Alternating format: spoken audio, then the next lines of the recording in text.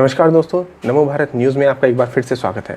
दोस्तों, हमारे सेक्युलर शिक्षा व्यवस्था ने हमें बताया कि ग्रेविटी के सिद्धांत की खोज यानी गुरुत्वाकर्षण के सिद्धांत की खोज यूरोप के आइजैक न्यूटन ने की। आज किसी भारतीय बच्चे से सवाल कर लो कि ग्रेविटी के सिद्धांत की खोज किसने की, तो वो न्यूटन का नाम लेगा।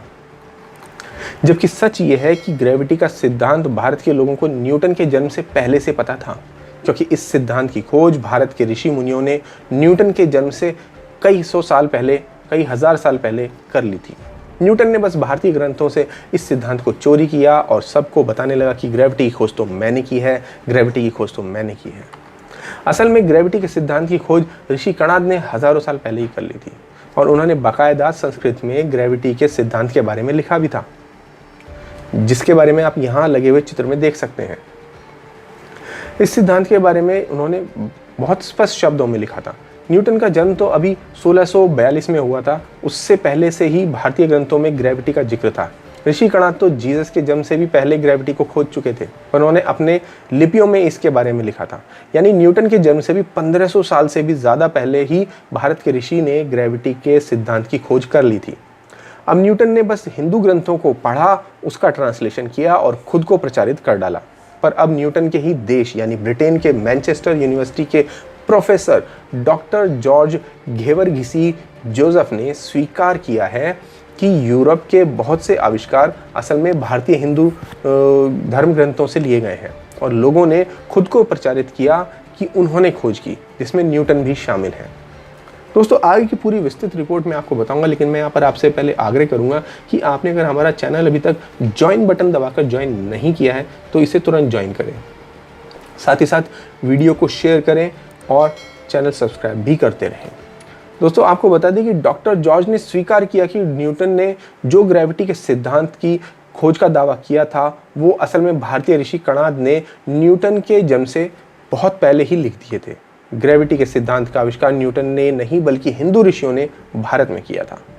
यूनिवर्सिटी ऑफ मैनचेस्टर ने जांच के बाद खुलासा किया कि ब्रिटेन से जेसुइट मिशनरी के लोग 15वीं सदी में भारत गए थे, यानी न्यूटन के जन्म से बहुत पहले, और भारत के लोगों ने उन्हें ग्रेविटी के सिद्धांत के बारे में बातें बताई थीं। जेसुइट मिशनरी भारत से कई सारी लिपियां ब्रिटेन ले गया और बाद में 16वीं सदी में न्यूटन ने इसका ट्रांसलेशन किया और इसके बाद घोषणा की कि उसने ही ग्रेविटी के सिद्धांत की खोज की है। जैसे उससे पहले तो दुनिया जानती ही नहीं थी कि जब पेड़ पर से फल पक जाता है तो वो नीचे गिरता है, और गिरता है तो वो क्यों गिरता है। अब मैनचेस्टर यूनिवर्सिटी ने ये भी बताया कि जेसुइट मिशनरी भारत से बहुत सी लिपियां लेकर आई थी और यूरोप में उन्हीं लिपियों का ट्रांसलेशन बहुत से लोगों ने किया था और कई सारे आविष्कारों का दावा किया।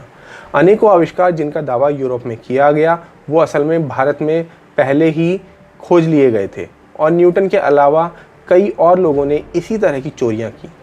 ग्रेविटी के सिद्धांत की खोज का श्रेय भारतीय ऋषि कणाद को ही केवल जाता है, न कि न्यूटन या किसी अन्य को। अब आपको बता दें कि इसी कड़ी में प्रधानमंत्री मोदी ने भी एक बहुत बड़ी क्रांति देश में लाई है और ऐसा करके उन्होंने देश में एक बहुत बड़ा बदलाव ला दिया है। कैसे, ये मैं आपको बताता हूँ। आपको बता दूं कि इसके लिए प्रधानमंत्री मोदी ने एक नई शिक्षा नीति को पास किया है, जिसके चलते अब देश में केवल पढ़े लिखे बेरोजगार तैयार नहीं होंगे या पढ़े लिखे अनपढ़ गंवार तैयार नहीं होंगे। अब शिक्षित और रोजगार जनरेट करने वाले लोग यहाँ पर बनेंगे। अब ये क्या है पूरा मामला, ये भी आप समझ लीजिए। मोदी जी की नई शिक्षा नीति में भी दिख रहा है जो आने वाले समय में देश को महान वैज्ञानिक पैदा करके देगी और भारत में बाहर से विदेशी आकर नौकरियां करेंगे। इतनी ज़बरदस्त है ये नई शिक्षा व्यवस्था। दरअसल 34 साल बाद जाकर अब मोदी सरकार ने नई शिक्षा नीति को इंट्रोड्यूस किया है। ये नीति कैसी है, छात्रों के लिए कितनी उपयोगी होगी और इससे भविष्य में उनके लिए रोजगार के कितने अवसर पैदा होंगे, इस मुद्दे पर केंद्रीय सूचना और प्रसारण मंत्री प्रकाश जावड़ेकर का कहना है कि ये नई क्रांति है। उन्होंने कहा है कि हर घर में शिक्षा का महत्व है, क्योंकि हर घर में कोई ना कोई सीखता रहता है। हर एक को आगे बढ़ना है, ज्ञान प्राप्त करना है और रोजगार प्राप्त करना है। इस शिक्षा नीति में ज्ञान मिलेगा, रोजगार मिलेगा और रोजगार की संभावना बढ़ेगी। और बड़ी बात है कि वो एक अच्छा इंसान बनेगा। इसकी नींव नई शिक्षा नीति ने रखी है। दूसरा, रट लगाकर पास होना इतिहास हो जाएगा और समझकर पास होना अब आगे बढ़ना कहलाएगा। प्रकाश जावड़ेकर ने आगे कहा है कि 3 साल से 8 साल तक early childhood education in India ऐसा एक नया विषय शुरू होगा। अभी देखते हैं कि केजी में पहली और दूसरी का पाठ पढ़ाते हैं, लेकिन अब वो नहीं होगा, बल्कि उनके कॉग्निटिव स्किल्स का विकास होगा, जिससे उनका सही विकास हो सकेगा। बच्चे खेलते खेलते सीखें और सीखते सीखते खेलें, लेकिन उनकी परीक्षा और उनकी वो कॉपी किताबें अब नहीं होंगी। दूसरी कक्षा तक कोई परीक्षा नहीं होगी।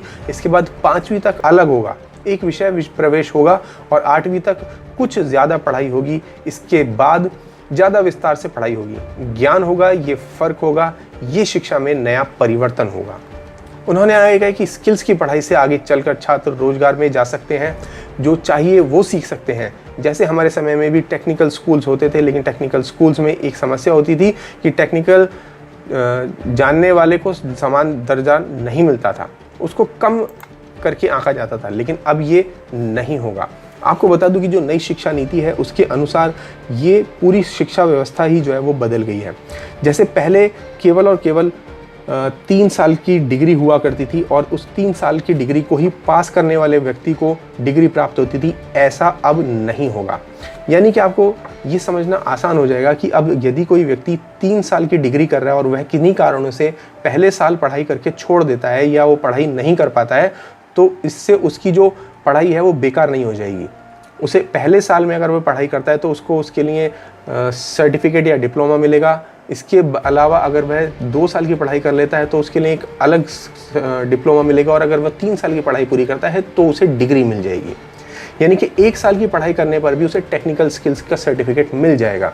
या इसे यूँ कहें कि यदि कोई व्यक्ति कोई टेक्निकल सर्टिफिकेट कोर्स करना चाहता है तो उसे पूरी डिग्री कोर्स करने की ज़रूरत नहीं है।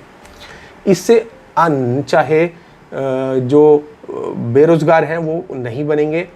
इससे एक क्रिएटिव टेक्निकल स्किल वाले, डेवलप्ड स्किल वाले लेबर क्लास जो है तैयार होगी, और उस लेबर को आप उसे निम्नतर या मजदूर मत समझिए, उसे सस्ती मजदूर मत समझिए, वो स्किल्ड लेबर होगी जो एक खास तरह की टेक्निक को या किसी टेक्नोलॉजी को सीखने के लिए पढ़ाई करेगी, जिसके चलते हम चीन से भी आगे बढ़ जाएंगे। क्योंकि चीन में भी जो व्यवस्था है वो केवल यही है कि वहाँ पर पढ़ाई केवल उसी चीज़ की कराई जाती है जिस स्ट्रीम में कोई व्यक्ति जाकर नौकरी या काम करना चाहता है, उसे शुरुआत से वही पढ़ाई की जाती है। एग्जाम्पल के लिए अगर कोई व्यक्ति अच्छा वेल्डर बनना चाहता है या कोई व्यक्ति अच्छा जो है कंस्ट्रक्टर बनना चाहता है या कोई व्यक्ति अच्छा फाइन आर्ट पेंटर बनना चाहता है, तो उसकी पढ़ाई शुरुआत से ही चीन में उस लेवल की कराई जाती है, जिससे चलते वो पर्टिकुलर व्यक्ति इतना स्किल्ड हो जाता है कि वो काम को अन्य 10 लोगों से बेहतर और जल्दी कर पाता है। यही कारण है कि चीन में ज़्यादा प्रोडक्शन होती है और ज़्यादा अच्छी क्वालिटी प्रोडक्शन होती है। वहीं भारत में क्या होता है, किसी को भी घेर घोट के लाते हैं और बोलते हैं ये बनाओ, ये करो, तो उससे क्या होता है कि अगर 10 मजदूर लगा के भी आप काम करोगे तो वो क्वालिटी नहीं मिलेगी जो चीन का एक मजदूर 10 घंटे में कर देगा। अब यही नीति पर भारत आगे बढ़ रहा है और आगे जाकर उसे नई स्किल्स वाले स्किल्ड लेबर तैयार करने के लिए एक नीति मिल गई है। तो दोस्तों, आपका इस पूरी खबर पर क्या विचार है, हमें कमेंट बॉक्स में लिखकर जरूर बताएं। धन्यवाद। जय हिंद। वीडियो को लाइक, सब्सक्राइब और शेयर करना ना भूलें। अपने विचारों को कमेंट बॉक्स में लिखकर हम तक जरूर पहुंचाइए।